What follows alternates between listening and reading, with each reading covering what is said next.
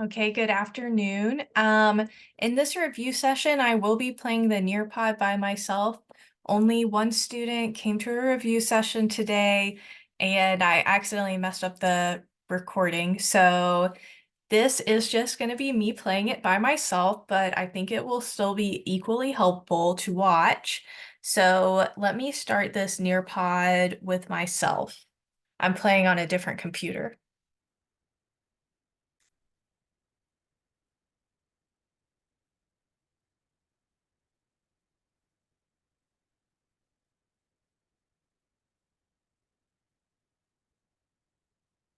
Gonna choose my character.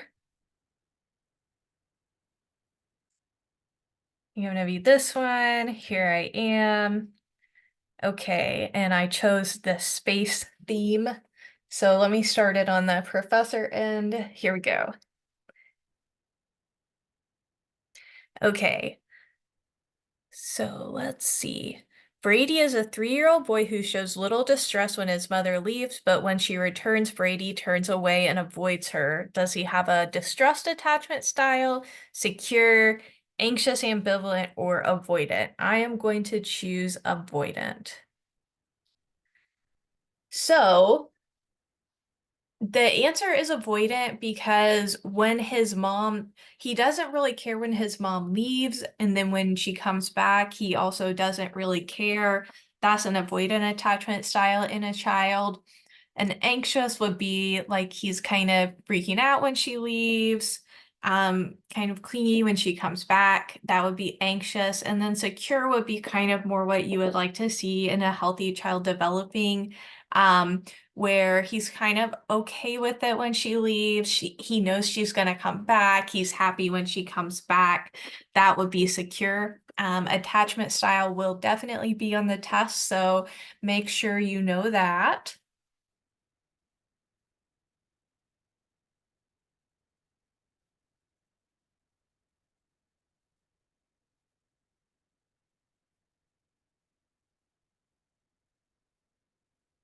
Okay, kin selection is an action by an individual that is intended to benefit another individual or set of individuals. That natural selection led to tendencies to help close kin over those we don't share genes with. The idea that people can learn to be helpful in a series of stages, or the desire to help another purely for their own sake, regardless of whether they derive any benefit.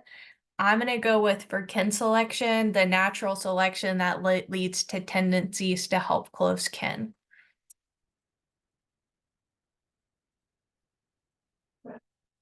Okay, so let's unpack this. Kin selection is when you want to help people related to you. Anything that doesn't have to do with people related to you, promoting the survival of genes, that is not kin selection. Kin selection is an evolutionary trait where we want to pass along our genes. We want to help people that are related to us because it helps us pass along our genes.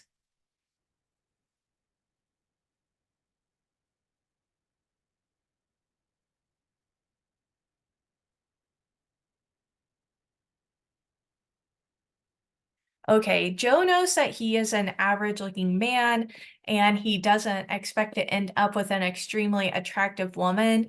His expectation about the attractiveness of his future mate supports the idea of A, realistic expectations theory, B, the matching phenomenon, C, terror management theory, or D, social exchange theory. So I'm going to go with the matching phenomenon. So the matching phenomenon means that you think you will end up with people who look at a similar attractiveness level to you.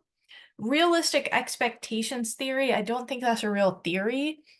Um, just keep in mind, like your attractiveness levels will probably match. Not all the time, but the matching phenomenon is when you expect that they will, and it is more common.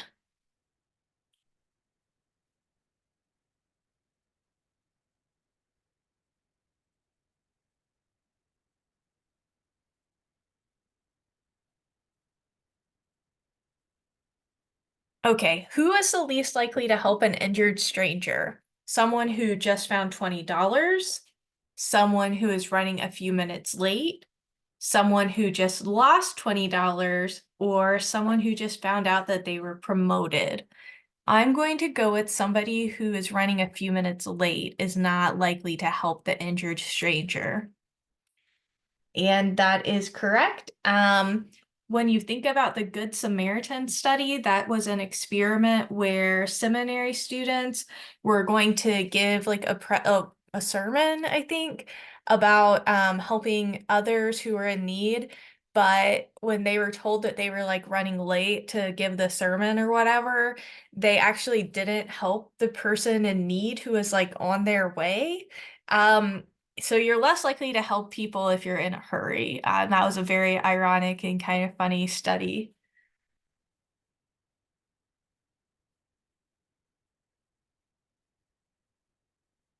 Really love that study.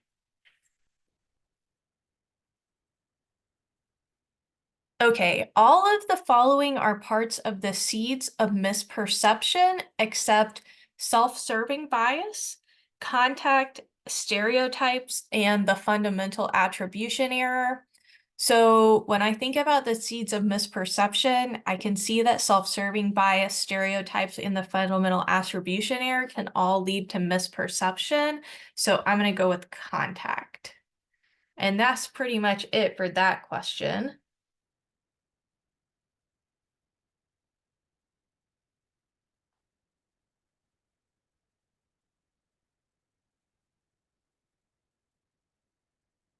Okay, Troy helped Tanisha move. Now Troy is planning on moving.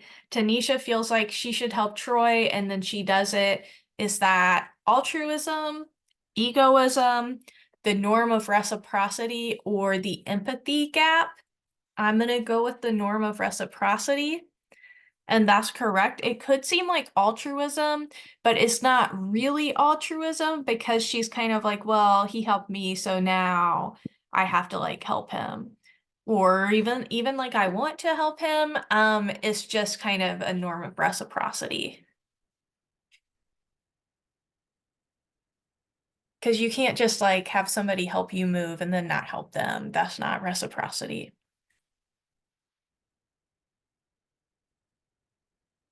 Okay, people generally prefer gifts that are any of the following except practical, something they asked for, something they never would have guessed, or something that is an appropriate price. So I'm going to say they don't want something they never would have guessed. So yeah, people don't want something they never would have guessed. I've done a little bit of collaboration with this guy at Harvard Business School and his colleague in Canada, and they did a lot of research on this area. The colleague has a book called Happy Money. I highly recommend it. It's really good. People love a practical gift because every time you're using it, you're thinking about the person that gave it to you. Um, you obviously want something that you asked for. Um, it is kind of awkward if you get something that's too cheap or too expensive, but you don't want something that you never would have guessed. Um, it that's just what the research shows. Like, if you never wanted it, it's probably not something that you wanted. Basically, what the research shows is that you do not want something that you never should have guessed. And if you can kind of think of a time in your life where you got a gift that you never would have guessed, perhaps it was not the best gift you ever got. So people don't, in general, what the research shows is that people don't really want a gift that they never would have guessed.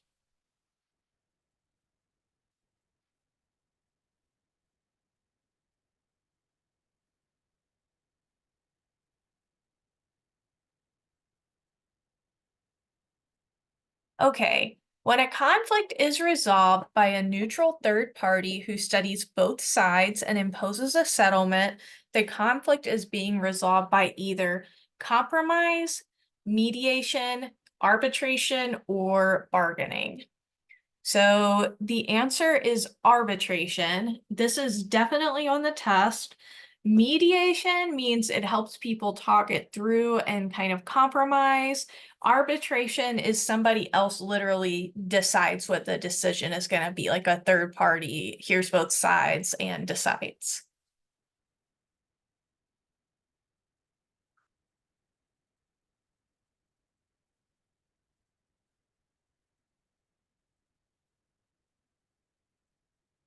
Okay, the bystander effect is either A, an action by an individual that is intended to benefit another individual or set of individuals. B, guilt people feel about something they are not personally responsible for. C, the underestimation of other people's experience of physical pain as well as the pain of rejection. Or D, when somebody sees another in need, is less likely to help when there are others present. And I'm going to go with that one. So this is like the Kitty Genovese study. The bystander effect is you won't really you're a lot more likely to help somebody if you're the only person around, like if there's zero other people around, or even one or two, but you're the most likely to help if there's literally nobody else around, rather than if there's a lot of people around. Like if you saw somebody stranded on a road in an extremely rural area, you would be a lot more likely to pull over than if they were just like on the side of the interstate, like probably definitely not.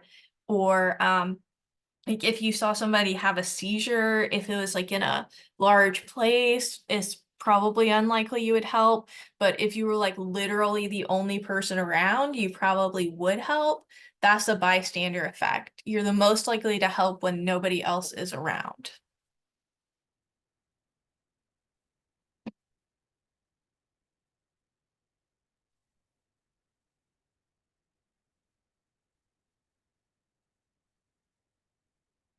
Okay, all of the following are components of Sternberg's triangular model of love relationships, except which one? Intimacy, passion, trust, or commitment. This is kind of a memorization question. So I guess our tests are open slide. But the answer is trust is not part of that triangle. So basically, in this theory, you have a triangle that says for a good relationship, you need intimacy, which they actually mean emotional intimacy, passion, which they actually mean more of like a sexual kind of energy, and then commitment. And you need all of those things in a relationship. It's some people say it's outdated. I still think it's pretty good. But that is Sternberg's triangular theory of love. So that was the Nearpod that I did with one person, but kind of messed up the recording. That's why I did it again just for you guys. Um, there's me winning my own game. In my leaderboard. So I'm going to stop the share and go over a few more things that could be on the test. I'm going to look at the review packet on my other monitor. Let's see. Okay. Other important things to know for the test. Um, let's see, looking over this review packet. Um,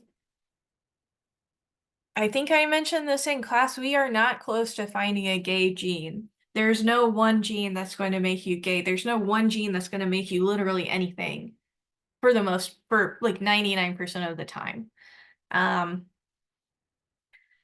that doesn't mean there's not a biological component to your sexual orientation, but we're not close to finding one gay gene, and probably that will never happen. You'll need to know the 4 C's of peace. Know social exchange theory, know the difference between mediation and arbitration. Um, hmm. Definitely know your attachment styles. Know the Good Samaritan study, know the Kitty Genovese study about the bystander effect. Um, kin selection, know that gift giving stuff we just talked about. Um, so opposites do not attract, and I could not say that more clearly. Yet every single year on a test, I have one or two students who say that opposites attract, and that disturbs me. Opposites do not attract, so just keep that in mind on the test. Know your social traps. Know the two-factor theory of emotion that they always use on The Bachelor. If you've been listening to the lecture, you know what I'm talking about. Uh, that's pretty much it, I think. If you have those concepts in mind, you will be good to go. Um, in addition to this video, I'll post a couple notes on Blackboard about the paper. I've got a couple people asking me about how to handle the evolutionary aspect of the paper, so I will post that. And otherwise, good luck on the test.